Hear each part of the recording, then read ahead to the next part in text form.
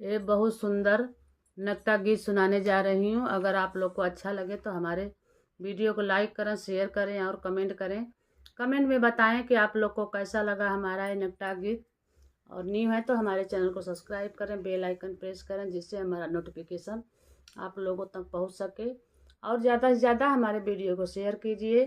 तो चलिए मैं सुनाती हूँ एक नक्ता गीत। आप लोग कमेंट में ज़रूर बताइएगा दोस्तों कि आप लोग को कैसा लगा। चलिए मैं सुनाती हूँ। लियावा हनुमान सीता की खबरिया, लियावा हनुमान सीता की खबरिया, लियावा हनुमान सीता की खबरिया। राम जी ने हनुमत को लंका पठाए, राम जी ने हनुमत को लंका पठाए। दे करके अपनी मुनरिया, लियावा हनुमान